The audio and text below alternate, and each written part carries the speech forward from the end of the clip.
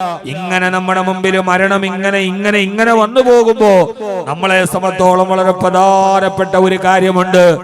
ആ കാര്യം ആദ്യത്തെ മനുഷ്യൻ ഈ ഭൂമിയിലോട്ട് വരുമ്പോ ഭൂമിയിലെ മാനവലോകത്തിന് മുഴുവനും കൊടുത്ത ആദ്യത്തെ ഒരു സന്ദേശമുണ്ട്. അവന്റെ ജീവിതത്തിൽ അവസാനം വരെ ഓരോ ദിവസവും അവൻ ചെയ്യേണ്ട ആദ്യത്തെ മനുഷ്യൻ ഭൂമിയിൽ വന്ന ഉടനെ ചെയ്ത ആദ്യത്തെ കാര്യമേതാണ്? ആദ്യ മനുഷ്യൻ ആദം നബി അലൈഹിസ്സലാത്തു വസ്സലാം. മനുഷ്യൻ, ഞാൻ അത് മാത്രം ഒരു അല്പസമയം കൊണ്ട് പറയുന്നുള്ളൂ, ഒരു വിശാലമായ വിഷയം പറയാൻ സമയമില്ലാത്തത് കൊണ്ട് ആദ്യത്തെ മനുഷ്യൻ ഭൂമിയിൽ വന്നപ്പോ ആദ്യമായി മാനവലോകത്തിന് അവസാനം വരെ വരുന്ന മനുഷ്യന് കൊടുത്ത ഏറ്റവും പ്രധാനപ്പെട്ട ഒരു സതുപദേശമുണ്ട്. ആ സതുപദേശമേതാ? മാനവരാശി മനുഷ്യലോകം നരവംശലോകത്ത് നിലവന്നത് മുതൽ ആദ്യത്തെ മനുഷ്യൻ ഭൂമിയിലേക്ക് വന്നപ്പോ ചെയ്ത ആദ്യത്തെ കർമ്മമേതെന്നറിയുമോ? ഖാല റബ്ബനാ ലലംനാ അൻഫുസനാ വഇല്ലം തഗ്ഫിർ ലനാ വതർഹംനാ ലനകൂനന്ന മിനൽ ഖാസിരീൻ. അറിയാതെ സ്വർഗലോകത്ത് നിലനിൽക്കുമ്പോ അല്ലാഹു സുബ്ഹാനഹു വ തആലയുടെ കൽപ്പനകളെ ധിക്കരിച്ച് ചെയ്തു പോയൊരു പാപത്തിന്റെ പേരിൽ ആദ്യമായി മാനവവംശത്തിന്റെ പിതാവായ ആദം നബി അലൈഹിസ്സലാത്തു വസ്സലാം ഭൂമിയിലേക്ക് വന്ന് ആദ്യം ചെയ്ത കാര്യം അല്ലാഹുവിനോട് തൗബ ചെയ്യലാണ്, പശ്ചാത്തപിക്കലാണ്. ജീവിതത്തിൽ ചെയ്തു പോയ അപരാധങ്ങൾ മാനവികമാണ്, മനുഷ്യ സഹജമാണ്. ഇനി വരാനിരിക്കുന്ന മനുഷ്യരവരുടെ പ്രായവ്യത്യാസമില്ലാതെ, ലിംഗവ്യത്യാസങ്ങളില്ലാതെ മനുഷ്യന് സ്വതവേ പാപം ചെയ്യുന്നവരാ. അന്നാസു ബനു ആദം വകുല്ലു ബനി ആദമ ഖത്താഊൻ. ഈ മക്കാബറൂസിൽ തടിച്ചുകൂടിയ പ്രിയപ്പെട്ട യുവാക്കളോട് പ്രത്യേകിച്ച് അല്ലാഹുവിന്റെ പ്രവാചകൻ നബി മുഹമ്മദ് മുസ്തഫ സല്ലല്ലാഹു അലൈഹി വസല്ലമ, അല്ലാഹുവിന്റെ പ്രവാചകൻ പറഞ്ഞത് ആദമിന്റെ മക്കളെല്ലാം തെറ്റ് ചെയ്യുന്ന പ്രകൃതമുള്ളവരാ. ആ തെറ്റ് ചെയ്യാത്തവർ ഒരാളും ഉണ്ടാവുകയില്ല. അതുകൊണ്ട് തന്നെ മനുഷ്യന്റെ ജീവിതത്തിൽ എപ്പോഴും ഒരു പശ്ചാത്താപം ഉണ്ടാകണമെന്ന് മാത്രമല്ല, ഏത് സമയത്തും പശ്ചാത്താപ വിവശമായൊരു ഹൃദയം ഒരു മുഅ്മിനിന്റെ പ്രധാനപ്പെട്ട കടമയാണ്. യാ അയ്യുഹല്ലദീന ആമനൂ തൂബൂ ഇലല്ലാഹി തൗബതൻ നസൂഹാ. യാ അയ്യുഹല്ലദീന ആമനൂ തൂബൂ ഇലല്ലാഹി തൗബതൻ നസൂഹാ. അല്ലയോ സത്യവിശ്വാസികളെ, ഏത് സമയത്തും നിങ്ങളുടെ ഹൃദയം പശ്ചാത്താപ വിവശമായിരിക്കണം. ഓരോ പകലുകളിലും ചെയ്ത പാപങ്ങളെ കുറിച്ച് രാത്രിയിൽ കിടക്കുന്നതിന് മുമ്പ് വിചാരണ ചെയ്യണം. അങ്ങനെ ഓരോ ദിവസവും നമ്മുടെ ജീവിതത്തെ നമ്മൾ വിചാരണ ചെയ്താൽ ആ വിചാരണയാണ് ഏത് സമയത്തും മരണത്തെ സ്വീകരിക്കാൻ നമുക്ക് കഴിയുന്നതെന്ന് സഹോദര സഹോദരി മനസ്സിലാക്കേണ്ടതല്ലേ. അല്ലാഹു നമ്മുടെ ജീവിതത്തിൽ പശ്ചാത്താപ ബോധം തരട്ടെ. ഏത് സമയത്തും മരണം നമ്മുടെ മുമ്പിലേക്ക് വന്നാലും ആ സമയത്തൊക്കെ നമുക്ക് മരണത്തിന് പാകപ്പെട്ടിരിക്കാൻ കഴിയുന്നത് എങ്ങനെയാ? ഇന്ന് രാത്രിയിലെ ഉറൂസിന്റെ വകലും കഴിഞ്ഞ് വീട്ടിൽ പോകുമ്പോ രാത്രിയിൽ കിടക്കുന്നതിന് മുമ്പ് നമ്മളൊന്ന് പശ്ചാത്തപിക്കണം സഹോദരാ. അഫലാ ഉഖ്സിമു ബിന്നഫ്സിൽ ലവ്വാമാ. അല്ലാഹുവിന്റെ ഖുർആൻ നമ്മളോട് പറയുകയാണ്, ഏത് സമയത്തും നിങ്ങളുടെ വിരലുകളെ നിങ്ങളുടെ സ്വന്തം ശരീരത്തിലേക്ക് തിരിച്ചു വെച്ചിട്ട് ചോദിക്കണം, ഇന്ന് സുബഹി ബാങ്ക് വിളിച്ചത് മുതൽ ഇശാ വരെ കണ്ണുകളെ നീ എത്ര ഹറാമാണ് കണ്ടത്, കാതുകളെ നീ എത്ര ഹറാമാണ് കേട്ടത്, കാലുകളെ നീ എത്ര ഹറാമിലേക്കാണ് നടന്നത്, കൽബേ നീ എത്ര പാപമാണ് ചിന്തിച്ചത്, നാവേ നീ എത്ര ദോഷങ്ങളാണ് പറഞ്ഞത്. അതുകൊണ്ട് അല്ലാഹുവേ അല്ലാഹുവേ, രാത്രിയിലെങ്ങാനും കണ്ണടച്ചിട്ട് രാവിലെ എഴുന്നേക്കാൻ എനിക്ക് കഴിഞ്ഞില്ലെങ്കിൽ പടച്ചവനെ ഞാൻ തൗബ ചെയ്യുന്നു അല്ലാ. എന്നോരോ ദിവസവും കിടക്കുന്നതിന് മുമ്പ് നമ്മുടെ ജീവിതത്തിൽ ഒരു പശ്ചാത്താപം ഉണ്ടാവണം. ആദ്യത്തെ മനുഷ്യൻ ഭൂമിയിലേക്ക് വന്നിട്ട് ചെയ്ത ആദ്യത്തെ അമലേതെന്നറിയോ? അത് നിസ്കാരമല്ല, അത് നോമ്പല്ല, അത് ദിക്റുകളല്ല, ആദ്യ മനുഷ്യൻ ഈ ഭൂമിയുടെ പ്രപഞ്ചത്തിന്റെ മണ്ണിന്റെ മുകളിലേക്ക് കാല് തൊട്ടപ്പോ അല്ലാഹു അവനാദി മനുഷ്യനായ ആദം നബി അലൈഹിസ്സലാത്തു വസ്സലാമിലൂടെ പഠിപ്പിച്ചു തന്നത് ഏത് സമയത്തും അല്ലാഹുവിലേക്ക് മടങ്ങുമെന്ന ബോധമുണ്ടാവുകയും ഏത് സമയത്തും ജീവിതത്തിൽ അറിയാതെയും അറിഞ്ഞ് സംഭവിച്ചു പോയ അപരാധങ്ങളെ കുറിച്ച് കൽബിലെപ്പോഴും പേടിയുണ്ടാവണം, കണ്ണിലെപ്പോഴും കണ്ണീര് പൊടിയണം, കൽബെപ്പോഴും പ്രകമ്പനം കൊള്ളണം, കാലുകളെപ്പോഴും പാപങ്ങളോത്തിട്ട് തളരണം, ഹൃദയം എപ്പോഴും പശ്ചാത്താപ വിവശമാകണം, കവിൾ തടങ്ങൾ കണ്ണുനീരിലൂടെ തടം തല്ലിയാ തൊടുകണം. എന്റെ പ്രിയപ്പെട്ട സഹോദരാ സഹോദരി, ഇന്നലകളിലേക്കൊന്ന് തിരിഞ്ഞു നോക്ക്. ബാല്യങ്ങളെ കടന്ന് കൗമാരം കടന്ന് യൗവനവും കഴിഞ്ഞ് വാർദ്ധക്യത്തിലേക്ക് എത്തുമ്പോ ഓരോ മാസങ്ങളും കലണ്ടറുകളും നമ്മുടെ ഭിത്തിയിൽ നിന്ന് പറിച്ചെടുക്കുമ്പോ 2026 കടന്നു വരുമ്പോ ആർക്കും അറിയാതെ പടച്ചവൻ എഴുതി വെച്ച ആയുസ്സിൽ നിന്നൊരു വർഷം കടന്നു പോയടല്ലേ. കുറയുന്നു കൊല്ലങ്ങൾ, കുറയുന്നു കൊല്ലങ്ങൾ, മാസങ്ങളാഴ്ച, കടികൾ കണക്കേതിനായുസ് തീർച്ച. ആരായ ശുജായി മൊയ്തു മുസ്ലിയാർ പാടിയതത്ര മനോഹരമാ. കൊടിയുന്നു കൊല്ലങ്ങൾ, മാസങ്ങളാഴ്ച, കടികൾ കണക്കേതിന് ആയുസ് തീർച്ച. പോകുന്നു നിന്നെ മൺവീട്ടിലേക്ക്, നോക്കുന്നു നീയോ പൊൻവീട്ടിലേക്ക്. സഹോദരായി 4 വരി ഒന്ന് ചിന്തിച്ചു നോക്കിയാൽ മതി. മഹാനായ ലോക ചരിത്രത്തെ മാറ്റിമറിച്ച ചിന്താധാരകളെ സമ്മാനിച്ച ശുജായി മൊയ്തു മുസ്ലിയാരുടെ 4 വരികളും മതി. ആ വരികൾ മതി ജീവിതത്തിന്റെ യാഥാർത്ഥ്യമെന്ന് മനസ്സിലാക്കാൻ. മാനവറുകൾ പറയുന്ന 4 വരിയേറെന്നറിയോ സഹോദരാ? പുതിയ നമ്മുടെ ലോകത്തിന്റെ നവലോക ക്രമത്തിന്റെ ഭാഗമായി കിട്ടുന്നതെല്ലാം ആടിയും പാടിയും തുടിച്ചും തുള്ളിയും ജീവിക്കുന്ന പുതിയ കാലത്ത് കാസർഗോഡിന്റെ ടൗണുകളിലെ റാപ്പി മ്യൂസിക്കിന്റെ ആളുകൾ വരുമ്പോ പാതിരാവിന്റെ നിശബ്ദതയിലെ രാപ്പകലില്ലാതെ തടിച്ചുകൂടുന്ന എന്റെ പ്രിയപ്പെട്ട പെങ്ങളെ, പ്രിയപ്പെട്ട സഹോദരാ, ഞാനൊരു വിമർശകനായിട്ട് പറയുകയല്ല, പക്ഷേ നിങ്ങളോട് ഞാൻ ആത്മാർത്ഥമായി ചോദിക്കുന്നത്, റാപ്പ് വേടന്മാരുടെ മ്യൂസിക് വരുമ്പോ നിങ്ങൾ എന്ത് കേൾക്കാനാണ് പോയത്? കട്ടച്ചോര കൊണ്ട് ജ്യൂസ് അടിച്ചാൽ അത് ഏറ്റവും വലിയ ഫാഷനാകുമെന്ന് പറയുന്ന നമ്മുടെ തലമുറകൾക്കൊരു ദിശാബോധം കൊടുക്കാത്ത, പുതിയ തലമുറക്ക് പുതിയതായിട്ടൊരു ഉപദേശം പോലും ഇല്ലാത്ത, 6 വരി പാടിയാൽ അരവരി പോലും അർത്ഥമില്ലാത്ത, ലോകത്തിന്റെ ആഭാസങ്ങളെയും ആസുരതകളെയും അശ്ലീലങ്ങളെയും വിളിച്ചു വരുത്തുന്ന, ലോകത്തിന്റെ ഏറ്റവും തെറ്റായ സന്ദേശം നൽകുന്ന റാപ്പ് മ്യൂസിക് കേൾക്കാൻ പോകുന്ന പ്രിയപ്പെട്ട എന്റെ പ്രിയപ്പെട്ട സഹോദരാ, തിക്കും കൂട്ടി തിരക്കും കൂട്ടിയിട്ട് അതിലെങ്ങാനും കിടന്ന് തിക്കിലും തിരക്കിലും വിട്ടിട്ട് റൂഹ് പോയാൽ നേരെ പടച്ചവന്റെ മുമ്പിലേക്കല്ലേ പോകേണ്ടത്? നേരെ അടക്കം ചെയ്യപ്പെടേണ്ടത് ഈ 6 അടി മണ്ണിലേക്കല്ലേ? ആ ഒരു ബോധം പോലുമില്ലാതെ അർത്ഥരഹിതമായ വരികളെ കേൾക്കാൻ ആടിപ്പാടുന്ന ജനതയോട് മാനായ ശുജായി മൊയ്തു മുസ്ലിയാർ ചോദിക്കുകയാ, കഴിയുന്നു കൊല്ലങ്ങൾ, മാസങ്ങളാഴ്ച, കടികൾ കണക്കേതിനായുസ് തീർച്ച. മോനെ, ഒരു കൊല്ലവും ഒരാഴ്ചയും ഒരു വർഷവും കലണ്ടറിൽ നിന്ന് മാറുമ്പോ കടികാരത്തിന്റെ സൂചി മുന്നോട്ട് പോകുന്നത് പോലെ ആ സൂചി പിന്നോട്ട് തിരിച്ചു വരാത്തതുപോലെ അല്ലാഹു തന്ന ആയുസ് ഇങ്ങനെ കൊഴിഞ്ഞു പോവുകയല്ലേ? ഓരോ ദിവസവും കടന്നു പോകുമ്പോ നോക്കുന്നു നിന്നെ മൺവീട്ടിലേക്ക്. പള്ളിക്കാട്ടിലെ മൺചെടികൾ, മൈലാഞ്ചി ചെടികൾ നിന്നെ ഇങ്ങനെ കൊതിക്കുമ്പോ നോക്കുന്നു നീയോ പൊൻവീട്ടിലേക്ക്. നിന്റെ കണ്ണുകൾ എവിടേക്കാണ്? നിന്റെ കാതുകൾ എവിടേക്കാണ്? സ്വർണത്തിന്റെ ശബളിമയിലും കൊട്ടാരത്തിന്റെ ആഡംബരത്തിലും നിന്റെ ഹൃദയം ഒരുക്കി നിൽക്കുമ്പോ യഥാർത്ഥത്തിൽ നിന്നെ വിളിക്കുന്നത് മൺവീട്ടിലേക്കല്ലേ? യഥാർത്ഥത്തിൽ നിന്നെ വിളിക്കുന്നത് മൺവീട്ടിലേക്കല്ലേ? അതുകൊണ്ട് ഓരോ ദിവസവും പടച്ചവൻ ഇഷ്ടപ്പെട്ടതാവണം, ഓരോ ദിവസവും അല്ലാഹുവിന് പൊരുത്തപ്പെട്ടതാവണം. ആദരവായ പ്രവാചകൻ നബി മുഹമ്മദ് മുസ്തഫ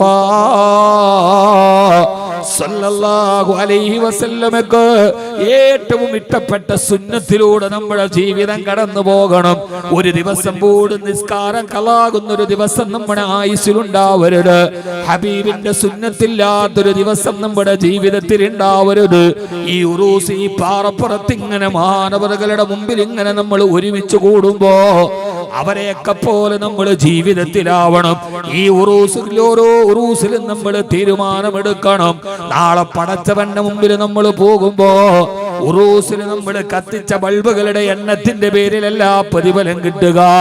നമ്മുടെ ഈ കമനീയമായ ആഘോഷത്തിന്റെ പേരിലല്ല, ചായവും ചമൽക്കാരവും ചേർന്ന ഈ മിന്നിത്തിളങ്ങുന്ന വർണ്ണപ്രപഞ്ചത്തിലല്ല. ഓരോ ഉറൂസിലും പങ്കെടുത്തിട്ട് നീന് ഞാൻ നിസ്കാരം ഒരു വക്കത്ത് കളാക്കില്ല. അല്ലാഹുവേ, എന്റെ ബാല്യം പോയി, കൗമാരം പോയി, യൗവനവും പോയി, വാർദ്ധക്യവും പോയി. നിനക്ക് വേണ്ടി ഞാൻ എന്ത് ചെയ്തു അല്ലാ? ഒന്ന് കണക്കെടുക്ക ചെറുപ്പക്കാരാ.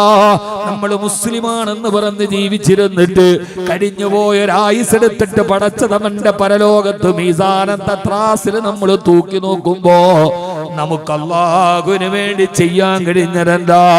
പടച്ചവന്റെ ദീനിനു വേണ്ടി നമ്മൾ കൊടുത്ത സംഭാവനകൾ എത്രയാ? ഉഹദിന്റെ രണാങ്കണത്തിലെ ഹംസത്തുൽ കർറാർ റളിയല്ലാഹു തആല അൻഹുവിന്റെ ചിതറിത്തെറിച്ച കുടൽമാലകളും ചവച്ചുതുപ്പിയ കരളുമൊക്കെ കൊടുത്തിട്ട് ജീവിച്ചെടുത്ത ഹുബൈബ് ഇബ്നു അദീ റളിയല്ലാഹു തആല അൻഹു തൂക്കുമരത്തിൽ കിടന്ന് ജീവൻ കൊടുത്തിട്ട് നമുക്ക് കൈമാറി തന്ന മഹാനായ സയ്യിദ് റളിയല്ലാഹു അൻഹുവിന്റെ കൈകാലുകൾ വെട്ടിമുറിക്കപ്പെട്ടിട്ട് നമുക്ക് കൈമാറി തന്ന ബദറിലും ഉഹദിലും ഖന്തക്കിലും ഖൈബറിലും സഹാബാക്കളും പട്ടിണി കിടന്ന മഹാനായ അബൂബക്കർ റളിയല്ലാഹു അൻഹു പറയുന്നുണ്ട്, ശുബൈ അബൂ താലിബിന്റെ മലഞ്ചെരുവിലെ പട്ടിണി കിടന്നത് അല്ലാഹുവിന്റെ ദീനിനു വേണ്ടിയാ. ആ ദീനിനു വേണ്ടി പട്ടിണി കിടന്നപ്പോ ഭക്ഷണം കഴിക്കാതെ ഞങ്ങളന്ന് കാട്ടിച്ചിരുന്നത് ആടുകൾ കാട്ടം പോലെയാണ്. ഞങ്ങളുടെ കാട്ടത്തിൽ ഉണങ്ങിയ ഇലകളും മരത്തിന്റെ ഇലകളുടെ അവശിഷ്ടമല്ലാതെ മറ്റൊന്നിന്റെയും എന്റെ ഹബീബിന്റെയും എന്റെ ഹബീബ് നബി മുഹമ്മദ് മുസ്തഫ സല്ലല്ലാഹു അലൈഹി വസല്ലമയുടെ കാട്ടത്തിൽ പോലും ഉണക്ക ഇലകളായിരുന്നു കണ്ടിരുന്നെന്ന് പറയുമ്പോ സിദ്ദീഖുൽ അക്ബർ റളിയല്ലാഹു തആല അൻഹു പട്ടിണി കിടന്നത് എന്തിനാ? ആരാ സിദ്ദീഖുൽ അക്ബർ എന്നറിയോ?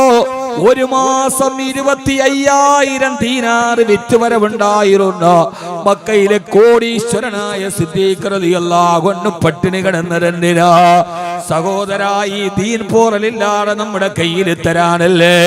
ഇന്ന് നമ്മൾ മുസ്ലിം എന്ന അഭിമാനത്തോടെ പറയുന്നുവെങ്കിൽ കഴിഞ്ഞ കാലത്ത് കടന്നുപോയ സഹാബത്തിന്റെ ഔലിയാക്കളുടെ ഉലമാക്കളുടെ അവരുടെ എല്ലാവരുടെയും ജീവിതത്തിന്റെ ത്യാഗത്തിന്റെ ഫലമായിട്ടല്ലേ? പക്ഷേ അള്ളാന്റെ ദീനിനു വേണ്ടി നമ്മൾ എന്താ കൊടുത്തത്? പടച്ചവന്റെ ദീനിനു വേണ്ടി വേർപ്പ് തുള്ളികൾ, പടച്ചവന്റെ ദീനിനു വേണ്ടി രക്തകണങ്ങൾ, അള്ളാന്റെ ദീനിനു വേണ്ടി സമ്പത്തുകൾ, അള്ളാഹുവിന്റെ ദീനിനു വേണ്ടി ഭാര്യ നഷ്ടപ്പെട്ടവരെവിടെ? പടച്ചവന്റെ ദീനിനു വേണ്ടി മക്കൾ നഷ്ടപ്പെട്ടവരെവിടെ? അള്ളാടെ ദീനിനു വേണ്ടി സമ്പത്ത് ത്യജിച്ചവരെവിടെ? അള്ളാടെ ദീനിനു വേണ്ടി കൗമാരത്തെ കൊടുത്തവരെവിടെ? അള്ളാന്റെ ദീനിനു വേണ്ടി യൗവനത്തെ കൊടുത്തവരെവിടെ?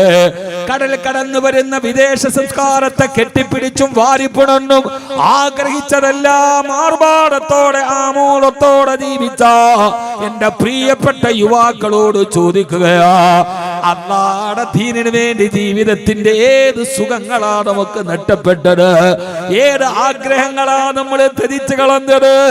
നൂറ്റാണ്ടുകൾക്ക് മുമ്പ് ബഗ്ദാദ് നഗരത്തിന്റെ ഓരത്തുകൂടി, ബഗ്ദാദ് നഗരമെന്ന ഇസ്ലാമിക രാജ്യത്തിന്റെ സാംസ്കാരിക ചിഹ്നങ്ങൾ മാറി നിന്നിരുന്ന ബഗ്ദാദ്, അമേരിക്ക ഇന്ന് ചവച്ചു തുപ്പിക്കളെന്ന ഇറാഖ്, ലോകം കണ്ട രക്തദാഹിയായ ഡൊണാൾഡ് ട്രംപിന്റെ, ഈ ഡൊണാൾഡ് ട്രംപ് എന്ന് പറയുന്ന ലോകം കണ്ട ഏകാധിപതിയുടെ ഒരു പരമാധികാര രാഷ്ട്രത്തിന്റെ ഉള്ളിലേക്ക് പാതിരാ സമയത്ത് കയറി ചെന്ന് ആ രാജ്യത്തിന്റെ ജനത തെരഞ്ഞെടുത്ത ഒരു പ്രസിഡന്റിനെ ഉറക്കറകളിലോട്ട് കടന്നു നിന്ന് പ്രസിഡന്റിന്റെ രാജകൊട്ടാരത്തിൽ കാവല് നിന്ന 15 അംഗരക്ഷകരുടെ ഇടനെഞ്ചിലേക്ക് വെടിയുണ്ടകൾ തുളച്ചു കയറി ഒരു സ്വാതന്ത്ര്യമുള്ള പരമാധികാര രാജ്യത്തിന്റെ പ്രസിഡന്റിനെ നിക്കോളാസ് മദിയൂറോയെ കൈകാലുകളിൽ വിലങ്ങണിയിച്ചിട്ട് അമേരിക്കയുടെ ഗൊണ്ടനാമയിൽ കൊണ്ടുവന്നിറക്കി.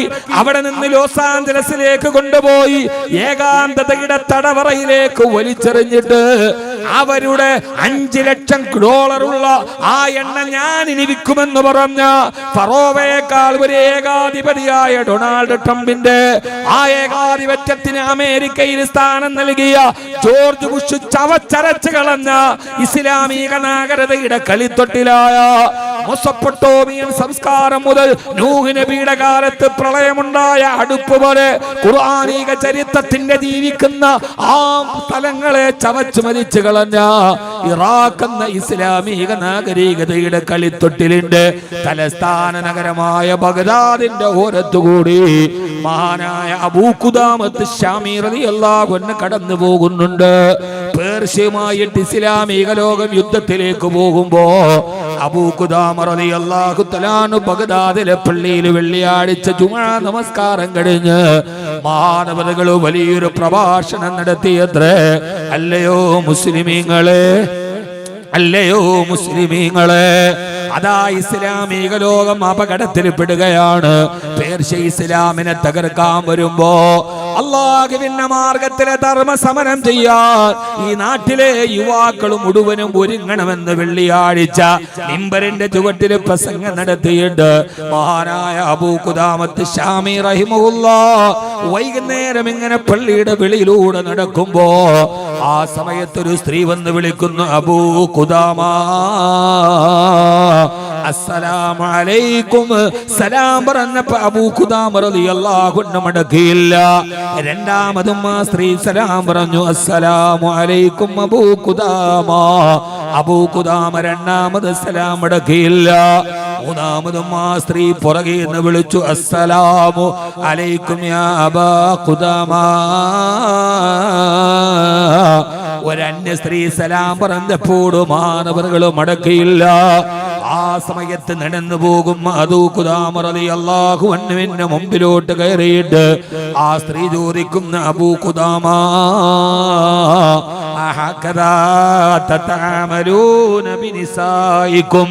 ഈ നാട്ടിലെ സ്ത്രീകളോട് നിങ്ങൾ ഇങ്ങനെയാണോ പെരുമാറുക? 3 പ്രാവശ്യം നിങ്ങളോട് സലാം പറഞ്ഞിട്ട് നിങ്ങൾ മടക്കിയില്ലല്ലോ. ആ സമയത്ത് അബൂ ഖുദാമ റളിയല്ലാഹു തആല ചോദിക്കുന്നു, പെണ്ണേ എന്താണ് കാര്യം? ആ സമയത്ത് ആ സ്ത്രീ പറഞ്ഞ മറുപടി, ഈ തങ്ങളുപ്പാപ്പ നഗരിൽ എന്നെ സേവിക്കാനെത്തിയ പ്രിയപ്പെട്ട സഹോദരിമാരോട് ഇത് പറഞ്ഞാൽ നിങ്ങൾക്ക് മനസ്സിലാകുമോ എന്ന് എനിക്കറിയില്ല. ചുരുക്കുന്ന കള്ളും മയക്കും കറുപ്പും അടിഞ്ഞാട്ടമാടി തെറിക്കുന്ന പെണ്ണും ചലച്ചിത്ര നീല പടർപ്പിൻ കൊടുപ്പും ചിദാനന്ദ ലഭിക്കും മറ്റെന്തു വേണം എന്ന ആട്ടവും പാട്ടവുമായി ഈ സമുദായത്തിന് നേതൃത്വം പകരേണ്ട, കുടുംബത്തിന് ധാർമ്മികത പകർന്നു കൊടുക്കേണ്ട വൃദ്ധരായ ഉമ്മമാര് പോലും ആറാടുന്ന ഒരു സോഷ്യൽ മീഡിയയുടെ ലോകത്ത് സഹോദര സഹോദരി ആ സ്ത്രീ പറയാണ്, അബൂ ഖുദാമ നിങ്ങൾ ഇന്ന് വെള്ളിയാഴ്ച ഇവിടെ വെച്ച് നിങ്ങൾ പ്രഭാഷണം നടത്തിയല്ലോ. അല്ലാഹുവിന്റെ ദീനിനു വേണ്ടി ധർമ്മസമരത്തിന് ഇറങ്ങണമെന്ന് നിങ്ങൾ പറയുമ്പോ അല്ലാഹുവിന്റെ ദീനിനു വേണ്ടി തരാൻ സ്ത്രീകളായ ഞങ്ങൾക്ക് കഴിയില്ലല്ലോ. ധർമ്മസമരത്തിൽ പങ്കെടുക്കാൻ കഴിയില്ലല്ലോ. പടച്ചവന്റെ പരിശുദ്ധമായ ദീൻ അപകടത്തിലാവുമ്പോ ആ ദീനിനു വേണ്ടി ഒന്നും ചെയ്യാതെ വീട്ടിലിരിക്കുന്നത് എങ്ങനെയാണ്? അബൂ ഖുദാമ ഇത് നിങ്ങൾ സ്വീകരിക്കണേ എന്ന് പറഞ്ഞ് ആ സഹോദരി ഒരു പൊതി അബൂ ഖുദാമ റളിയല്ലാഹു അൻഹുവിന്റെ കയ്യിൽ കൊടുക്കുമ്പോ അബൂ ഖുദാമ അത് തുറന്നു നോക്കുമ്പോ ആ പ്രിയപ്പെട്ട സഹോദരിയുടെ മുടിക്കെട്ടാണത്. വളരെ ഭംഗിയായി രണ്ടായി മെടന്നിട്ട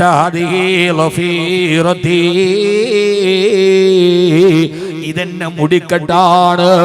രണ്ടായി മനോഹരമായി വകഞ്ഞൊതുക്കി വെച്ചിരിക്കുന്ന മുടിക്കെട്ടുണ്ടല്ലോ, പിന്നിയ മുടി, അത് മുറിച്ചെടുത്തിട്ട് അബൂ ഖുദാമയുടെ കയ്യിൽ കൊടുക്കുകയാ.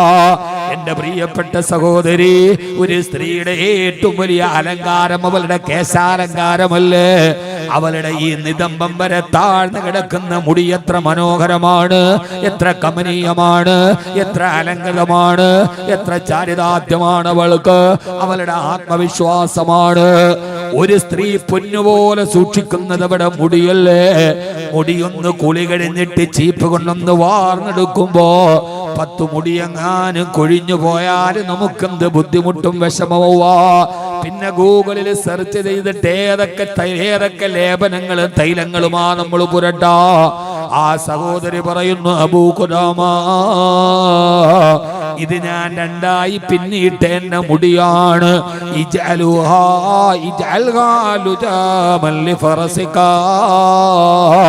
അല്ലാഹുവിന്റെ ദീനിനു വേണ്ടി ധർമ്മസമരത്തിന് പോകുമ്പോ നിങ്ങൾ സഞ്ചരിക്കുന്ന ആ കുതിരയുടെ കടിഞ്ഞാണായിട്ട് എന്റെ തലമുടി ഉപയോഗിക്കണേ. എന്റെ തലമുടി മുറിച്ചെടുത്തിട്ട് അല്ലാഹുവിന്റെ മാർഗത്തില് ധർമ്മസമരം ചെയ്യുന്ന കുതിരയുടെ കടിഞ്ഞാണായി കൊടുത്ത സഹോദരിയെ നിനക്കറിയോ?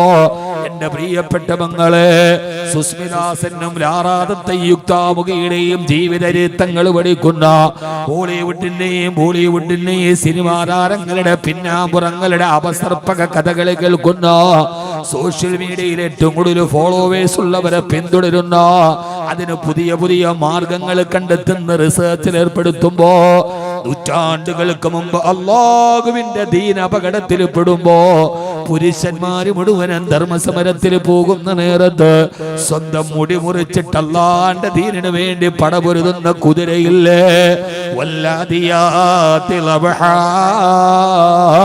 ഫൽമൂരിയാതി ഖദ്ഹാ ഫൽമുഗീറാതി സുബ്ഹാ. ആ കുതിരയുടെ കടിഞ്ഞാണായി കൊടുത്തപ്പോ അബൂ ഖുദാമ റളിയല്ലാഹു അൻഹുവിന്റെ കണ്ണ് നിറഞ്ഞുപോയി.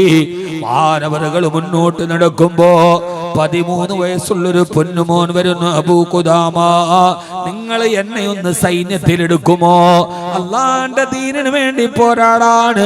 പുതിയ കൗമാരത്തോട് ഓർമ്മിപ്പിച്ചു തരട്ടെ. 13 വയസ്സുള്ള ഒരു കുഞ്ഞാണ് വന്ന് ചോദിക്കുന്നത്. അബൂ ഖുദാമ റളിയല്ലാഹു അൻഹു പറഞ്ഞു, വേണ്ട, നീ 13 വയസ്സല്ലേ ഉള്ളൂ. അബൂ ഖുദാമ, ഞാൻ വളരെ മനോഹരമായിട്ട് അമ്പെയ്ത്തന്റെ ഉമ്മ എന്നെ പഠിപ്പിച്ചിട്ടുണ്ട്. ഞാൻ വളരെ ലക്ഷ്യത്തിലേക്ക് കൃത്യമായി അമ്പെയ്യുന്ന നിപുണനായ ഒരു അമ്പഭ്യാസിയാന്ന് പറഞ്ഞ് നിർബന്ധിച്ചപ്പോ അബൂ ഖുദാമ റളിയല്ലാഹു അൻഹു പറഞ്ഞു, മോനെ, നിന്നെ ഞാൻ എന്റെ സൈന്യത്തിൽ കൂടെ കൂട്ടാം. പക്ഷേ ഒരേ ഒരു ഡിമാൻഡ്, നമ്മൾ രണ്ടുപേരും പടച്ചവന്റെ ദീനിന് ധർമ്മസമരം ചെയ്തിട്ട് നമ്മളിൽ ആരാണോ ആദ്യം വിട പറയുന്നത്, അയാൾ അല്ലാഹുവിന്റെ മുമ്പിൽ പോകുമ്പോ അവന്റെ കൂട്ടുകാരന് വേണ്ടി ശുപാർശ ചെയ്യണേ. ആരാണോ ആദ്യം മരിക്കുന്നത് പടച്ചവനോട് ശുപാർശ ചെയ്യണം. ഉടമ്പടി അംഗീകരിക്കപ്പെട്ടു. യുദ്ധത്തിന്റെ സ്ഥലത്ത് യുദ്ധം ഇങ്ങനെ കൊടുമ്പിരി കൊള്ളുമ്പോ ആ 13 വയസ്സുകാരൻ ഓടി വരുന്ന, അബൂ ഖുദാമ, എനിക്കൊരു 3 അമ്പുകൾ കടം തരുമോ? അബൂ ഖുദാമ പറഞ്ഞു, ഇല്ല മോനെ, ഇത് കടം കൊടുക്കേണ്ട സ്ഥലമല്ല, ഇത് യുദ്ധഭൂമിയാണ്, യുദ്ധതന്ത്രങ്ങളുടെ ഭൂമിയാണിത്. എന്റെ ലക്ഷ്യം തെറ്റിക്കാറ് മാറിപ്പോകാൻ പറയുമ്പോ ആ പൊന്നുമോൻ 3 അമ്പ് അബൂ ഖുദാമയുടെ കയ്യിൽ നിന്നെടുത്ത് എയ്യുന്നു. 1-ാമത്തെ അമ്പ് ലക്ഷ്യം കണ്ടു, 2-ാമത്തെ അമ്പും ലക്ഷ്യം കണ്ടു. അബൂ ഖുദാമ റളിയല്ലാഹു അൻഹു ആ 13 വയസ്സുകാരന്റെ സാമർത്ഥ്യത്തിൽ അത്ഭുതപ്പെട്ട് നിൽക്കുമ്പോ 3-ാമത്തെ അമ്പ് വന്ന് ആ കുഞ്ഞിന് ആ 3-ാമത്തെ അമ്പ് കൊലക്കുന്നതിന് മുമ്പ് അവന്റെ നെറ്റിയിലേക്ക് മറുഭാഗത്ത് നിന്നൊരു അമ്പ് വന്ന് പായുന്നു. അതവന്റെ നെറ്റിയിലേക്ക് തുളച്ചു കയറി ആ 13 വയസ്സുകാരൻ താഴോട്ട് വീടുന്നു. രക്തത്തിൽ കുളിച്ചു കിടക്കുന്ന 13 വയസ്സുകാരനെ കൈകൊണ്ട് താങ്ങിയെടുത്ത് തന്നെ മടിയിലേക്ക് വെച്ച് അബൂ ഖുദാമ റളിയല്ലാഹു അൻഹു പറയുന്നുണ്ട്, മോനെ, നമ്മൾ തമ്മിൽ ഒരു ഉടമ്പടിയുണ്ടല്ലോ. നമ്മളിൽ ആരാണോ ആദ്യം ഷഹീദാകുന്നത് പടച്ചവന്റെ മുമ്പിൽ തന്റെ കൂട്ടുകാരന് വേണ്ടി ശുപാർശ ചെയ്യണമെന്ന്. മോനെ, അല്ലാഹുവിന്റെ ദീനിനു വേണ്ടി നീ ഷഹീദാവുകയാണ്. അബൂ ഖുദാമക്ക് വേണ്ടി ഒന്ന് ശുപാർശ ചെയ്തേക്കണേ. ആ സമയത്ത് രക്തത്തിൽ പിടഞ്ഞ് മരണവപ്രാളത്തിൽ പിടയുമ്പോ ആ 13 വയസ്സുകാരൻ ഒരു കടലാസ് തന്റെ പടച്ചട്ടയുടെ ഇടയിൽ നിന്നെടുത്തിട്ട് അബൂ ഖുദാമ റളിയല്ലാഹു അൻഹുവിനോട് പറയുന്നു, അബൂ ഖുദാമ, ഞാൻ മരിക്കുകയാണ്, നിങ്ങൾ ഈ കടലാസ് കൊണ്ടുപോയി എന്റെ ഉമ്മയുടെ കയ്യിൽ കൊടുക്കണേ. അബൂ ഖുദാമ റളിയല്ലാഹു അൻഹുവിന്റെ ചോദ്യം, മോനെ, ആയിരക്കണക്കിന് സ്ത്രീകളുള്ള ഒരു നാട്ടില് നിന്റെ ഉമ്മയെ ഞാൻ എങ്ങനെ തിരിച്ചറിയാനാണ്? മരണത്തിന്റെ വെപ്രാളത്തിന് പിടയുന്ന പൊന്നുമോൻ പറഞ്ഞത് ഒരു ചരിത്രം പറയാനല്ല. കഴിഞ്ഞ കാലങ്ങളിൽ ഒരു കുടുംബം, ഒരു ഉമ്മയും മകനും അല്ലാഹുവിന്റെ ദീനിനെ എങ്ങനെയാണ് സമർപ്പണ ബോധത്തോടെ സ്വീകരിച്ചതെന്നറിയാൻ പുതിയ കാലത്ത് നമുക്കും ആ നാൾ വഴികളിലൂടെ നടന്നു പോവാൻ ആ മോൻ പറയുന്നു, അബൂ ഖുദാമ, എന്റെ ഉമ്മയെ നിങ്ങൾക്ക് പരിചയമുണ്ട്. വെള്ളിയാഴ്ച പ്രസംഗം കടഞ്ഞ് വൈകുന്നേരം ഇറങ്ങി പോകുമ്പോ തന്റെ തലമുടി മുറിച്ചിട്ട് നിങ്ങളുടെ കുതിരയ്ക്ക് കടിഞ്ഞാണാക്കണമെന്ന് പറഞ്ഞ് ആ തലമുടി മുറിച്ചു തന്നൊരു പെണ്ണിനെ നിങ്ങൾക്കറിയോ? അതാണ് എന്റെ പ്രിയപ്പെട്ട ഉമ്മ, അതാണ് എന്റെ പ്രിയപ്പെട്ട ഉമ്മ. ആ ഉമ്മയാണ് എന്നെ വളർത്തിയത്. എന്റെ ഉമ്മയോട് പറയണേ, എന്തിനു വേണ്ടിയാണോ നിങ്ങൾ എന്നെ വളർത്തിയത് അത് ലക്ഷ്യം സഫലമായെന്ന് എന്റെ ഉമ്മയോട് പറയണമെന്ന് ആ 13 വയസ്സുകാരൻ അബൂ ഖുദാമത്ത് ശാമിയോട് പറയുമ്പോ അബൂ ഖുദാമത്ത് ശാമി റളിയല്ലാഹു അൻഹു ആ മാനവരുടെ കവിളിലൂടെ കണ്ണുനീരൊലിച്ചു പോയി. സഹോദരാ, സഹോദരി, ഒരു ഉമ്മയും 13 വയസ്സുകാരായ തന്റെ മകനെ അല്ലാഹുവിന്റെ ദീനിനു വേണ്ടി സമർപ്പിച്ച ചരിത്രമാണിത്. നാളെ പടച്ചവന്റെ മുമ്പിൽ പോകുമ്പോ അല്ലാഹു നമ്മളോട് ചോദ്യം ചോദിക്കുമ്പോ അല്ലാഹുവിന്റെ ദീനിനു വേണ്ടി സമർപ്പിക്കാനും ജീവിക്കാനും നമ്മളെന്താ ചെയ്തത്? 13 വയസ്സുകാരൻ. ഈ തലമുറയുടെ ഏറ്റവും വലിയ പ്രശ്നം യുവാക്കളല്ല, ഈ തലമുറയുടെ ഏറ്റവും വലിയ പ്രശ്നം കൗമാരമാണ്, യുവാക്കളല്ല. നമ്മുടെ ഈ തലമുറയുടെ പണ്ടൊക്കെ നമ്മൾ പറയും വഴിതെറ്റിപ്പോകുന്ന യുവാക്കൾ. അങ്ങനെ ഒരു വിഷയത്തിന് ആവശ്യമില്ല. പുതിയ തലമുറയുടെ പ്രശ്നം യുവാക്കളല്ല. നിങ്ങൾ എഴുതി വെച്ചോളി, പുതിയ തലമുറയുടെ വിഷയം കൗമാരമാണ്, ടീനേജാണ്. 13 വയസ്സ് മുതൽ 19 വയസ്സ് വരെയുള്ള കൗമാരമാണ് പ്രശ്നം, യുവാക്കളല്ല. വേടന്റെ മ്യൂസിക് വരുമ്പോ പുതിയ റാപ്പ് ഗായകർ, ആരുടെയും പേരെടുത്ത് ഞാൻ പറയുന്നില്ല. അങ്ങനെ പേരെടുത്ത് പറയുന്നത് ഒരു പ്രബോധകന് യോജിച്ച ഒരു ശൈലിയാണ് എന്ന് ഞാൻ വിശ്വസിക്കുന്നില്ല. അതുകൊണ്ട് തന്നെ പുതിയ റാപ്പ് ഗായകർ യാതൊരുവിധ എന്ത് കേൾക്കാനായി പോണെന്ന് എനിക്ക് മനസ്സിലാവണില്ല. ഒന്നുകിൽ ആ സംഗീതത്തിന് ഒരു താളം ഉണ്ടാവും, അല്ലെങ്കിൽ അതിന് അർത്ഥവത്തായ വരി ഉണ്ടാവും. ഒന്നുമില്ല, കട്ടച്ചോര കൊണ്ട് ജ്യൂസ് അടിക്കണം, പിന്നെന്താ മദ്യം കുടിക്കണം. ഇത് കേൾക്കാൻ പോണത് ഏതായാലും ഒരു സിനിമാ പാട്ടാണെങ്കിൽ പോലും ഒരു കാലത്ത് അതിനൊരു അർത്ഥമുണ്ട്. വയലാറൊക്കെ എഴുതിയ ഒരു കാലത്ത് ഒന്നുമല്ലെങ്കിലും അത് ജീവിതത്തെങ്കിലും വരച്ചു കാണിക്കും. വയലാർ എഴുതുന്ന കാലത്ത് ഒരിടത്ത് ജനനം, ഒരിടത്ത് മരണം, ചുമലിൽ ജീവിത ഭാരം, വഴിയറിയാതെ മുടന്തി നടക്കും വിധിയുടെ പെരുമൃഗങ്ങൾ എന്ന് വയലാർ എഴുതുമ്പോ അതിനകത്ത് ജീവിതമുണ്ട്. ഇതിലതുമില്ല. ഞാൻ അത് അഫ്ളലാണെന്നും ഇത് അക്ബാഹാണെന്നും അല്ല ഈ പറഞ്ഞു വരുന്നത്. എന്തെങ്കിലും ഒന്നുണ്ടെങ്കിൽ എന്ത് കേൾക്കാനാ പോയത്? ഈ പുതിയ നമ്മുടെ നാടുകളെ ഇളക്കി മറിക്കുന്ന ഈ റാപ്പ് ഗായകരുടെ മുമ്പിൽ അവരേത് ടൗണിൽ വന്നാലും 7ാം ക്ലാസ് മുതൽ +2 വരെ പഠിക്കുന്ന കുട്ടികളുടെ സ്കൂളുകളിൽ അറ്റൻഡൻസ് ഇല്ല. ഈ കൗമാരമാണ് അവരുടെ മുമ്പിൽ പോയി ആർത്ത് വിളിക്കുന്നത്. ഈ അടുത്ത സമയത്ത് ഒരു ഗായകൻ അങ്ങാടിയിൽ വന്നപ്പോ ചുറ്റുഭാഗത്തുള്ള ഒരൊറ്റ സ്കൂളില് അറ്റൻഡൻസ് ഇല്ല. 7ാം ക്ലാസ് മുതൽ 10, +2 വരെ പഠിക്കുന്ന കൗമാരമാണ് അതിന്റെ പുറകിലൂടെ നടന്നു പോകുന്നത്. ഇതെവിടെയാണ് എത്തി നിൽക്കുക? അതുകൊണ്ട് യുവാക്കളെ, ഉമ്മമാരെ, നിങ്ങളോട് ഞാൻ പറയുന്നത് യുവതയല്ല പ്രശ്നം. കാരണം യുവാക്കളൊക്കെ ഒരുമാതിരി തിരിച്ചറിയാൻ തുടങ്ങി. എന്ന് പറഞ്ഞാല് ഈ മയക്കുമരുന്ന് വെച്ച് ചുണ്ടു തന്നെ ലോപിച്ചു പോയി, ഇനി വെക്കാൻ സ്ഥലമില്ലാത്ത രീതിയിൽ അവരൊക്കെ തിരിച്ചു വരാൻ തുടങ്ങി. നമ്മൾ നോക്കിക്കോളി, ഞാനിനി പറയുന്നത് എല്ലാവരും പറയുന്നത് ദീനുണ്ടാവില്ല, ആത്മീയത ഉണ്ടാവില്ല, പള്ളിയിൽ നിസ്കരിക്കാൻ ആളുണ്ടാവില്ല, ഇനിയുള്ള കാലത്ത് പള്ളി വെക്കണ്ട, കാരണം നിസ്കരിക്കാൻ ആളുണ്ടാവില്ല എന്ന് ഞാൻ ഉറപ്പിച്ചു പറയുന്നു. ഞാൻ മരിച്ചു പോയാലും നിങ്ങൾ എഴുതി വെച്ചോളീ, ഒരു 10 വർഷത്തിന്റെ ഉള്ളിൽ ഈ സമൂഹം മുഴുവനും ആത്മീയതയിലേക്ക് തിരിച്ചു വരും. ഉറപ്പാണ്. പള്ളികളുടെ അകം നിറയും. എന്തുകൊണ്ട്? എല്ലാവരുടെ കയ്യിലും എല്ലാം ഉണ്ട്. സമ്പത്തുണ്ട്, സൗകര്യമുണ്ട്, ആർഭാടമുണ്ട്, എല്ലാം ഉണ്ട്. ഇല്ലാത്ത ഒരേ ഒരു കാര്യ സമാധാനമാണ്. അത് മാത്രമേ ഇല്ല. ഉണ്ടോ? ഉണ്ടോക്കളെ? കണ്ട ബാൽമാൻ പാരീസിന്റെ ഷർട്ട്, നല്ല സ്കെച്ചേഴ്സിന്റെ ഷൂ, ബോണ്ട് ബ്ലാങ്കിന്റെ പെന്ന്, നല്ല നല്ല സിംപ്ലന്മാരായിട്ടാ നടക്കുക. പക്ഷേ ഉള്ളില് സമാധാനമുണ്ടോ? ഒന്നുമില്ല. സോഷ്യൽ മീഡിയകളിൽ, ഇൻസ്റ്റാഗ്രാമുകളിൽ റീലുകൾ കത്തിക്കുന്നവർ പിറ്റേ ദിവസം പറയുന്നു, ഞങ്ങൾ സെപ്പറേറ്റ് ആയി, ഞങ്ങൾ രണ്ടുപേര് സെപ്പറേറ്റ് ആയി. ഇൻസ്റ്റാഗ്രാമുകളിൽ മില്യൺ കണക്കിന് ഫോളോവേഴ്സ് ഉള്ളവർ, മോട്ടിവേഷൻ നടത്തിയവർ, തകർന്നു പോകുന്ന ദാമ്പത്യത്തെ എങ്ങനെ നേരെയാക്കാമെന്ന് ക്ലാസ് എടുത്തവർ, അവര് മുതൽ സകലമാന ആളുകളും അവരുടെ റീൽസ് കണ്ടിട്ടാണ് നമ്മളൊക്കെ നമ്മുടെ വീട്ടില് പ്രശ്നം ഉണ്ടായത്. പണ്ടൊരു വലിയ നേതാവ്, ഞാൻ ആ പേരൊന്നും പറയണില്ല, അദ്ദേഹം ആയപ്പോ പിറ്റേ ദിവസം വനിതാ മാഗസിനിൽ അദ്ദേഹത്തിന്റെയും ഭാര്യയുടെയും ഒരു വലിയ ഫീച്ചർ വന്നു. അപ്പൊ ഭാര്യ പറയാണ്, അദ്ദേഹം വന്ന് വലിയ സെലിബ്രിറ്റിയാണ്, അദ്ദേഹം എവിടെ പോയാലും രാത്രിയിൽ വീട്ടിൽ തിരിച്ചു വന്നാൽ അന്നത്തെ ദിവസത്തെ മുഴുവനും വിശേഷവും പറഞ്ഞിട്ടേ അദ്ദേഹം കിടന്നുറങ്ങൂ. വന്നാൽ അന്നത്തെ യാത്രയുടെ മുഴുവൻ വിശേഷവും പറയും. ഇത് കാണിച്ചിട്ട് എന്റെ ഭാര്യ എന്നോട് പറഞ്ഞു, നോക്ക്, ഇത്രയും തിരക്കുള്ള ആള് പാതിരാത്രി വന്നാൽ അന്നത്തെ വിശേഷം പറഞ്ഞിട്ടേ കിടന്നുറങ്ങും. ഞാൻ പറഞ്ഞു, ഈ വകലും 2 മണിക്കൂർ പറഞ്ഞിട്ട് തിരിച്ചു വന്നിട്ട് അന്നത്തെ ബക്കറ്റ് പിരിവ് എത്ര, ദുആ വസിയത്ത് എത്ര എന്നൊക്കെ പറഞ്ഞിട്ട് ഉറങ്ങാൻ എന്നെ കൊണ്ട് പറ്റൂല.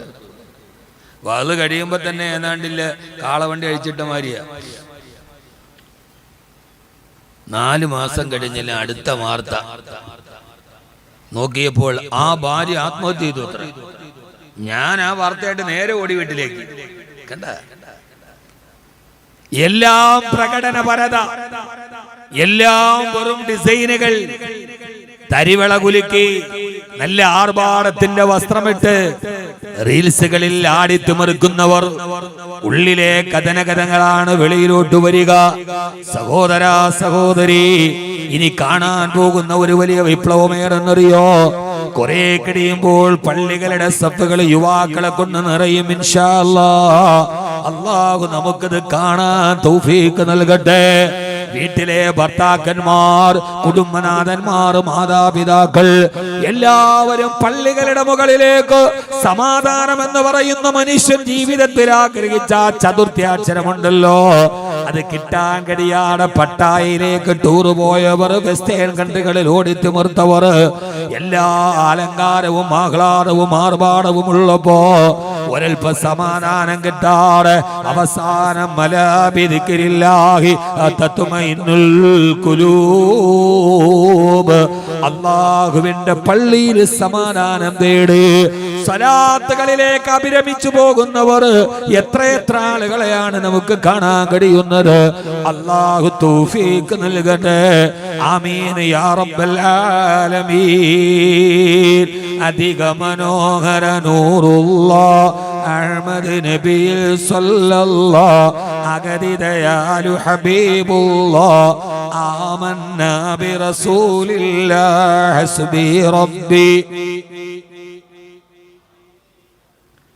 പടച്ചമ്പുരാനെ, ഇതാണ് ഒരു 2 ആഴ്ച മുമ്പൊക്കെ എന്താ പുകില്.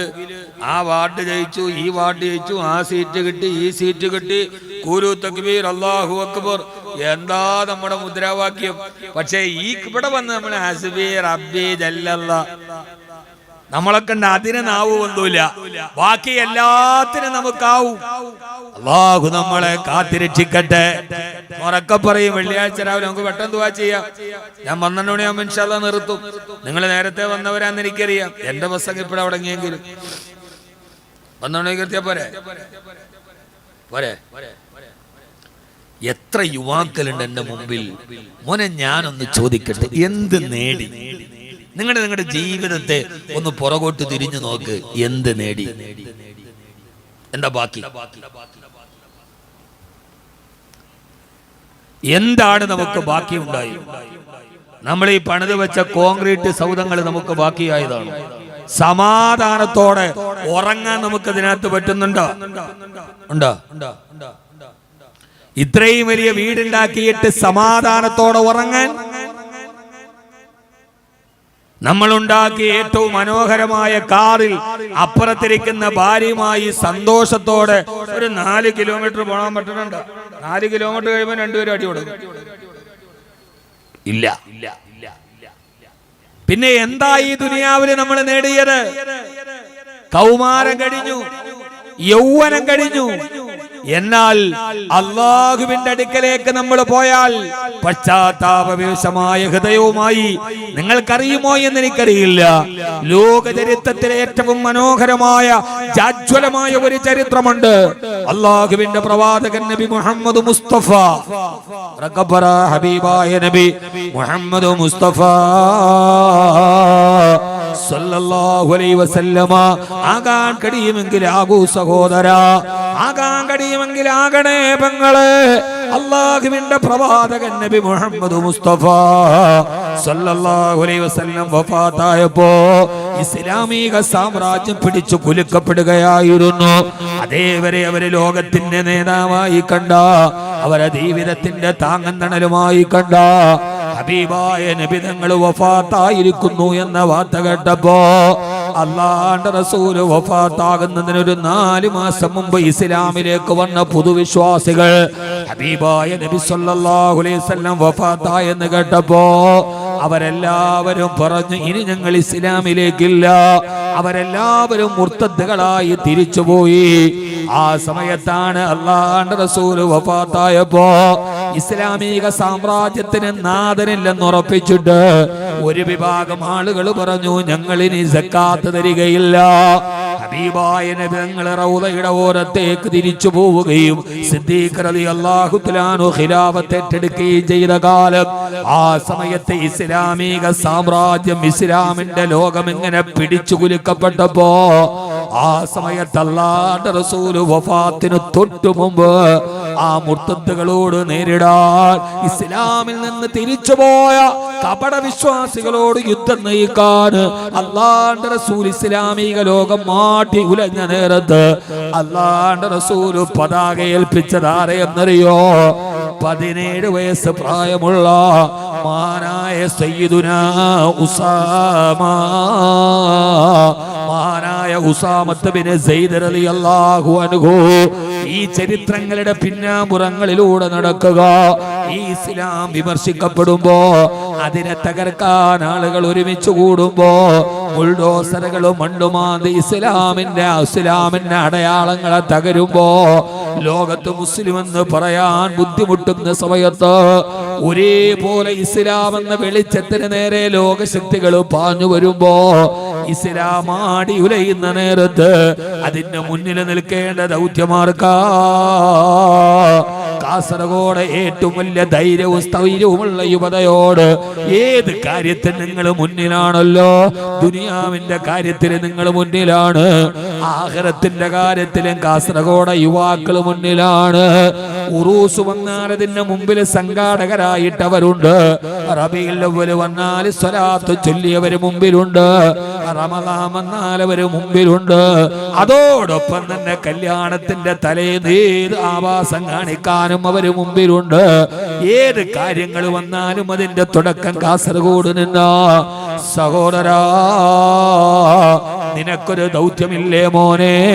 ഇസ്ലാമിക ലോകം ഹബീബ് വിട പറഞ്ഞ റൗളയിൽ അടക്കം ചെയ്യപ്പെട്ട് അല്ലാഹുവിന്റെ ദീന് കടന്നാടി ഉലഞ്ഞപ്പോ മഹാനായ സിദ്ദീഖ് റളിയല്ലാഹു തആല അൻഹു പറഞ്ഞത്, അല്ലാഹുവിന്റെ ദീനിനെതിരെ പോരാടുന്നവർക്കെതിരെ അല്ലാഹുവിന്റെ റസൂൽ തയ്യാറാക്കി നിന്ന സൈന്യത്തെ ഞാൻ പറഞ്ഞു വിടുവാൻ പോവുകയാ. ആ സൈന്യത്തിന്റെ നേതാവാരെന്നറിയോ? അന്ന് 17 വയസ്സ് മാത്രം പ്രായമുള്ള, അല്ലെങ്കിൽ 19 വയസ്സ് പ്രായമുള്ള, ഒരു ഡിഗ്രിക്ക് പഠിക്കുന്ന കുട്ടിയുടെ പ്രായമുള്ള മഹാനായ ഉസാമത്ത് ബിൻ സെയ്ദ് റളിയല്ലാഹു തആല അൻഹു. ആരായ 19 വയസ്സുകാരന്റെ പുറകില് 30,000-ഓളം വരുന്ന സഹാബത്തുകൾ പുറകിൽ നിൽക്കുന്നുണ്ട്. അതിന്റെ പുറകിൽ നിൽക്കുന്നവരാരാ? മഹാനായ സിദ്ദീഖ് റളിയല്ലാഹു അൻഹു, മഹാനായ ഫാറൂഖ് റളിയല്ലാഹു അൻഹു, ഖാലിദ് ബിൻ വലീദ് റളിയല്ലാഹു അൻഹു. 19 വയസ്സുള്ള ഉസാമ കൊടി പിടിച്ചു മുമ്പിൽ പോകുമ്പോ തൊട്ടു പുറകിൽ 61 വയസ്സുകാരനായ സിദ്ദീഖുൽ അക്ബർ റളിയല്ലാഹു അൻഹു ഉണ്ട്, ഫാറൂഖ് റളിയല്ലാഹു തആല അൻഹു ഉണ്ട്. ആ സമയത്ത് മദീനയുടെ അതിർത്തിയിലേക്ക് ഉസാമ റളിയല്ലാഹു അൻഹു കുതിരപ്പുറത്ത് പോകുമ്പോ മഹാനായ സിദ്ദീഖ് റളിയല്ലാഹു അൻഹു ആ കുതിരയുടെ കടിഞ്ഞാണും പിടിച്ച് നടന്നു പോകവേ 19 വയസ്സുള്ള ഉസാമ പറയുന്നുണ്ട്, യാ ഖലീഫത്ത റസൂലില്ലാഹ്, ഒന്നുകിൽ നിങ്ങൾ കുതിരപ്പുറത്ത് കയറണേ, ഞാൻ താഴെ ഇറങ്ങാം. അല്ല മോനെ, അല്ല, നീയാണ് സേനാനായകന്, നീയാണ് പതാകവാഹകന്, നീ കുതിരപ്പുറത്തിരുന്നോളൂ. ഒട്ടകത്തിന്റെ കടിഞ്ഞാണും പിടിച്ചു നടന്നു പോകുമ്പോ പുറകില് 30,000-ഓളം വരുന്ന അക്കാബറുകളായ സഹാബത്ത് ഒരു 19 വയസ്സുകാരന്റെ പുറകില് അടിയുറപ്പിച്ച ദീനാണിത്. 19ാമത്തെ വയസ്സിൽ അള്ളാഹുവിന്റെ ദീനിന്റെ പതാകയും പിടിച്ചു പോയ ഉസാമ ഇബ്നു സയ്യിദ് റളിയല്ലാഹു തആല അൻഹു അവസാനം സിദ്ദീഖ് റളിയല്ലാഹു അൻഹു ചോദിക്കുന്നുണ്ട്, ഉസാമ, എന്റെ പ്രിയപ്പെട്ട ഉസാമ, നിന്റെ പുറകില് പതാകയും പിടിച്ച് ഉമർ നടക്കുന്നുണ്ട്, പക്ഷേ ഞാൻ നിന്നോടൊരു കാര്യം ചോദിക്കട്ടെ, ഈ മദീനയില് ഞാൻ ഒറ്റക്കാകുമ്പോ മുഴുവൻ സഹാബത്തും യുദ്ധത്തിന് പോകുമ്പോ ഉസാമ, നീ ആ ഉമറിനെ കൂടെ എനിക്കൊന്ന് സഹായിയായിട്ട് തരുമോ? ഉസാമ, ആരാ പറയുന്നതെന്നറിയോ? അല്ലാഹുവിന്റെ റസൂലിന്റെ രണ്ടാമത്തെ ഖലീഫ, ഖുവൈല രണ്ടാമത്തെ ആൾ, സാഹിബ് റസൂലില്ലാഹ്, ഹബീബായ നബി തങ്ങളുടെ സഹവാസി.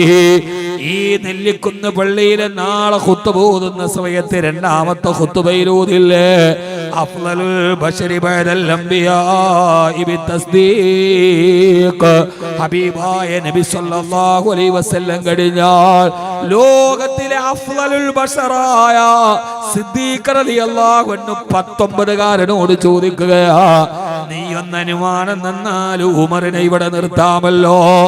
ആധുനിക കോലത്തിന്റെ ഏകാധിപത്യത്തിന്റെ രാജാക്കന്മാരെ കണ്ടുപിടിക്കട്ടെ. സമകാലീന രാഷ്ട്രീയ നേതാക്കൾക്ക് മനസ്സിലാക്കാൻ കഴിയാത്തത്, വായ തുറന്നാൽ വർഗീയത പറയുന്ന, വർഗീയതയുടെ രാജാക്കന്മാരെ കൂടെ കൂട്ടുന്ന, ആ വർഗീയതയെ എതിർക്കേണ്ടവർ തന്നെ അതിന് പിന്തുണ നൽകുന്ന പുതിയ കാഴ്ചകൾ കാണുമ്പോ ഒരു ഭരണാധികാരി ആരായിരിക്കണം? എന്റെ രാജ്യത്തിന്റെ പ്രജകളെ വിഭജിക്കരുതെന്ന്, വർഗീയത പറയരുതെന്ന്, ജാതി പറയരുതെന്ന് പറയേണ്ടവനല്ലേ ഭരണാധികാരി? സഹോദര സഹോദരി, ആ വർഗീയതക്ക് കൊട്ടപിടിക്കുക മാത്രമല്ല, ഈ രാജ്യത്തിന്റെ ഏറ്റവും വലിയ ന്യൂനപക്ഷ സമുദായത്തെ ഏറ്റവും വലിയ രീതിയിൽ അധിക്ഷേപിക്കുന്നവരെ ന്യായീകരിക്കുന്ന ഭരണാധികാരികളുടെ മുമ്പിൽ എന്തിനാണ് ഭരണാധികാരിയെ കുറിച്ച് പറയുന്നത്? 1400 വർഷങ്ങൾക്ക് മുമ്പ് മദീനത്തെ പള്ളിയുടെ മിഹ്റാബിൽ കയറിയിരുന്ന് ഉമർ റളിയല്ലാഹു തആല അൻഹു പൊട്ടിക്കരയുന്നുണ്ട്. എന്തിനാണ് ഉമറെ കരയുതെന്ന് ചോദിച്ചപ്പോ മഹാനായ ഉമർ റളിയല്ലാഹു തആല അൻഹു പറഞ്ഞത്, ഉമറിന്റെ ഭരണാധികാരത്തിന് അതിർത്തി നേടുന്ന ആ ദിജ്ലാ നദിയുടെ തീരത്തുകൂടി, ആ ദിജ്ലാ നദിയുടെ തീരത്ത് ഉമറിന്റെ രാജ്യത്തിന് അതിർത്തി പങ്കെടുക്കുന്ന ഇറാഖിന്റെ അങ്ങേറ്റത്തുള്ള ദിജ്ലാ നദിയുടെ തീരത്ത് വെള്ളമടിച്ചു വന്നിട്ട് മണ്ണ് കെട്ടുന്ന ആ കരിങ്കല്ല് കെട്ട് ദുർബലമാവുകയും ദിജ്ലാ നദീതീരത്ത് മണ്ണിടിച്ചിലുണ്ടാവുകയും അതിലൂടെ നടന്നു പോകുന്ന ഒരാട്ടിൻകുട്ടി എങ്ങാനും ദിജ്ലാ നദിയിൽ വീണ് ചത്തുപോയാൽ അതിനുവേണ്ടി ഉമറിനെ അല്ലാഹു നാളെ പരലോകത്ത് പിടിച്ചു നിർത്തുകയില്ലേ? വഖിഫൂഹും മിന്നഹും മസ്ഊലൂൻ, നിൽക്കടാ, ചോദ്യത്തിന് ഉത്തരം പറഞ്ഞിട്ട് പോയാൽ മതി എന്ന് പറയുന്ന പരലോകത്ത് ഉമറിനെ അല്ലാഹു പിടിച്ചു നിർത്തുകയില്ലേ എന്ന് ഓർത്തിട്ട് മദീനത്തെ പള്ളിയുടെ മിഹ്റാബിൽ നിന്നിട്ട് കരയുന്ന ഭരണാധികാരി അറിയോ? എന്ന് പറഞ്ഞാൽ കേരള കർണാടക സംസ്ഥാനത്തിന് അതിർത്തി പങ്കിടുന്ന മംഗൽപാടിയിലെ ഏതോ ഒരു തോട്ടിന്റെ കരയിൽ കണ്ണിടിച്ചിലുണ്ടാവുകയും അതിലൂടെ നടന്നു പോകുന്ന ഒരാടതിന് വീണ് ചത്തുപോവുകയും ചെയ്തതോർത്ത് തിരുവനന്തപുരത്ത് നിയമസഭാ മന്ദിരത്തിലെ കസേരയിലിരുന്നിട്ട് മുഖ്യമന്ത്രി പൊട്ടിക്കരയുക. അങ്ങനെ ഒരു ചരിത്രത്തെ സങ്കല്പിക്കാൻ കഴിയോ? അങ്ങനെ ഒരു ചരിത്രമുണ്ടായ കാലമുണ്ട്. ആരോടാണ് ഈ പറയുന്നത്?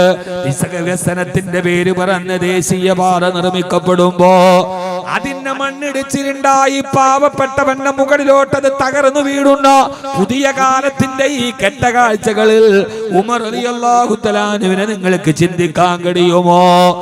45 കോടി രൂപ മുടക്കിയിട്ട് ഈ കാസർഗോഡ് ജില്ലയുടെ കേരള സംസ്ഥാനത്തിന്റെ അതിർത്തിയുടെ അങ്ങേറ്റത്തുള്ള കാസർഗോഡ് ജില്ലയിൽ 42 കോടി രൂപ മുടക്കിയിട്ട് ഒരു മനുഷ്യന്റെ ജീവിതത്തിലെ ഏറ്റവും വലിയ അവശ്യ സംവിധാനമായ അവന്റെ ആരോഗ്യ രംഗത്തിന്റെ ഏറ്റവും വലിയ കെടുകാര്യസ്ഥതയായി മെഡിക്കൽ കോളേജ് നിലനിൽക്കുമ്പോ ജനകീയ പ്രസ്ഥാനങ്ങളും പ്രക്ഷോഭങ്ങളും അതിനെ ഏറ്റെടുക്കുമ്പോ താൻ ഭരിക്കുന്ന രാജ്യത്തെ പൗരന്റെ ആരോഗ്യ സംവിധാനത്തിന് പോലും യാതൊരുവിധ പ്രാമുഖ്യവും കൊടുക്കാത്ത ഭരണാധികാരികളുടെ കാലത്ത് ഓപ്പറേഷൻ ചെയ്തിട്ട് തിരിച്ചിറങ്ങി വന്ന് 6-ാം മാസത്തിൽ ഓപ്പറേഷൻ വെച്ച തുണിയെ പ്രസവിക്കുന്ന കാലത്ത് ഓപ്പറേഷൻ കഴിഞ്ഞ പെണ്ണിന്റെ വയറ്റില് ഓപ്പറേഷന് കൊണ്ടുവന്ന തുണി വെച്ചിട്ട് കൂട്ടിപ്പെട്ടുന്ന കാലത്ത് ഇന്ന് ഹൈക്കോടതി പറഞ്ഞത് മെഡിക്കൽ കോളേജിൽ കടന്ന് വേണു എന്ന ഒരു മനുഷ്യൻ മരിച്ചത് അവിടുത്തെ ഉദ്യോഗസ്ഥരുടെ കെടുകാര്യസ്ഥതയാണെന്ന് നീതിപീഠം പറയുമ്പോ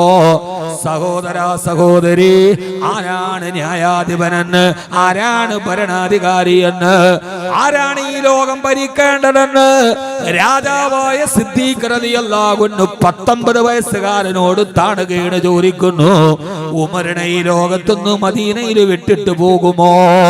കാരണം എന്തെന്നറിയോ? അന്ന് ഉമർ റളിയല്ലാഹു തആല മദീനയുടെ ചീഫ് ജഡ്ജിയാണ്. അന്ന് ചീഫ് ജഡ്ജായി ഉമർ റളിയല്ലാഹു തആലയാണ് നിയമിച്ചത്. അതുകൊണ്ട് ഉമറിനെ ഇവിടെ വിട്ടിട്ട് പോകണേ. ഉമർ റളിയല്ലാഹു തആല ചീഫ് ജഡ്ജിയായി ഒരൊറ്റ വർഷം കഴിഞ്ഞപ്പോ ആ ചീഫ് ജഡ്ജിയുടെ സ്ഥാനം രാജിവെച്ചു. ഒരു വർഷമേ പദവിയിലിരുന്നുള്ളൂ. ഒരു വർഷം കഴിഞ്ഞപ്പോ രാജിവെച്ചു. എന്തെന്നറിയോ? അഴിമതിയുടെ പേരിലല്ല. ഇന്നൊരു ജഡ്ജിയെ കുറിച്ച് പറഞ്ഞത്, ജുഡീഷ്യൽ റിപ്പോർട്ട് വന്നത് അവര് നീതി പറയാൻ വിധി പറയാൻ അർഹതയില്ലാത്തവരാണെന്ന്. ചീഫ് ജഡ്ജിയുടെ മദീനയുടെ ചീഫ് ജഡ്ജായിട്ട് ഒരു വർഷം കഴിഞ്ഞപ്പോ രാജിവെച്ചു. എന്തിനെന്നറിയോ? മാനവറുകൾ പറയുകയാണ്, ഒരു വർഷമായി ഞാൻ ജഡ്ജിയായിട്ടിരിക്കുന്നു, ഇതേവരെ 2 പേര് കേസുമായിട്ട് എന്റെ മുമ്പിൽ വന്നിട്ടില്ല. ഒരു വർഷമായിട്ട് ആ കോടതിയിൽ ഒരു കേസ് നടന്നിട്ടില്ല. ഇന്നേ വരെ 2 ആളുകൾ എന്റെ മുമ്പിൽ കേസുമായി വന്നിട്ടില്ല. പിന്നെന്തിനാണ് പൊതുഖജനാവ് നശിപ്പിക്കുന്ന ഈ കോടതി? കണ്ണുള്ളവരെ തുറന്നു കാണുക, കാതുള്ളവരെ തുറന്നു കേൾക്കുക. എന്തിനാണ് രാഷ്ട്രീയത്തിന് മതമിടുന്നത് എന്ന് ചോദിച്ചാൽ, ആ രാഷ്ട്രീയത്തിന് മതം സ്വാധീനം ചെലുത്തിയൊരു കാലത്ത് മദീനയിൽ ഒരു വർഷക്കാലം കോടതിയിൽ ഒരു പെറ്റി കേസ് വരാത്തൊരു കാലമുണ്ടായിരുന്നു. ആ കാലം വന്നത് ഉമറിന്റെ കാലത്താണ് റളിയല്ലാഹു തആല അൻഹു. പരസ്പരം അങ്ങോട്ടും ഇങ്ങോട്ടും യുദ്ധം ചെയ്തിട്ട് യുദ്ധം കഴിഞ്ഞ് തിരിച്ചു വരുന്ന നേരത്ത് ആദ്യം കാണുന്നവന്റെ വീട്ടിൽ കയറി അവന്റെ ഭാര്യയെ മാനഭംഗം ചെയ്തിരുന്ന കാട്ടറബികള് ഒരു വർഷക്കാലം മദീനയിൽ ഒരു പെറ്റി കേസില്ലാതെ വന്നത് മതവും രാഷ്ട്രീയവും ഒന്നായി മാറിയ കാലത്താണ്. തന്റെ പ്രിയപ്പെട്ട വ്യാപാര സ്ഥാപനത്തിൽ ഇരിക്കുന്ന നേരത്തെ ഒരു പാതിര ഒരു പട്ടാപ്പകൽ ഒരു പെണ്ണ് കടന്നു വന്ന് ആ പെണ്ണിനോട് ശാരീരിക ബന്ധത്തിൽ ഏർപ്പെടുത്തിട്ട് അവസാനം പശ്ചാത്താപമുണ്ടായി അല്ലാഹുവിന്റെ റസൂലിന്റെ അടുക്കൽ ചെന്നിട്ട് യാ റസൂലല്ലാഹ്, ഞാൻ വ്യഭിചരിച്ചു നബിയേ. ഒന്നൊരു ചെറുപ്പക്കാരൻ അല്ലാഹുവിന്റെ പ്രവാചകന്റെ അടുക്കൽ ചെന്ന് സ്വന്തം ശരീരത്തിന്റെ കുറ്റങ്ങളേറ്റ് പറഞ്ഞത് FIR സമർപ്പിക്കപ്പെട്ടിട്ടില്ല, പ്രോസിക്യൂഷന്റെ വാദങ്ങളില്ല, മെമ്മറി കാർഡ് മാറ്റിയിട്ടില്ല. ഒരു പോലീസ് സ്റ്റേഷൻ പോലും നിലവിലില്ലാത്ത കാലത്ത്, ഒരു കാക്കിയുടെ അടയാളമില്ലാത്ത കാലത്ത്, ഒരു ഹെഡ് കോൺസ്റ്റബിൾ പോലും ഇല്ലാത്ത കാലത്താണ് അറിയാതെ വ്യഭിചരിച്ചിട്ട് അല്ലാഹുവിന്റെ റസൂലിന്റെ അടുക്കൽ പോയിട്ടൊരു ചെറുപ്പക്കാരൻ എറിയ നബിയെ എറിയ എന്നെ കൊല്ലു നബിയെ എന്ന് തിരിച്ചു പറഞ്ഞത്. മതത്തിലേക്ക് രാഷ്ട്രീയം കടന്നപ്പോ, രാഷ്ട്രീയത്തിലേക്ക് മതത്തിന്റെ സൗന്ദര്യം കടന്നപ്പോ, ഒരു പോലീസ് സ്റ്റേഷൻ നിലവിലില്ലാത്ത കാലത്ത്, ഒരു ചാർജ് ഷീറ്റ് എഴുതാത്ത കാലത്ത് വ്യഭിചരിച്ചു എന്ന് ഏറ്റു പറയുന്ന ചെറുപ്പക്കാരെ കാണണോ?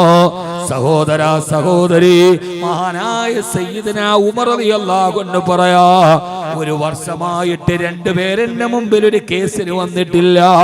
പ്രിയപ്പെട്ട സഹോദര സഹോദരി, 3000 വരുന്ന സഹാബത്തുമായിട്ട് അല്ലാഹുവിന്റെ ദീനിന് വേണ്ടി പോകുമ്പോ മഹാനായ ഉസാമ റളിയല്ലാഹു അൻഹുവിന്റെ പ്രായം 19 വയസ്സ്.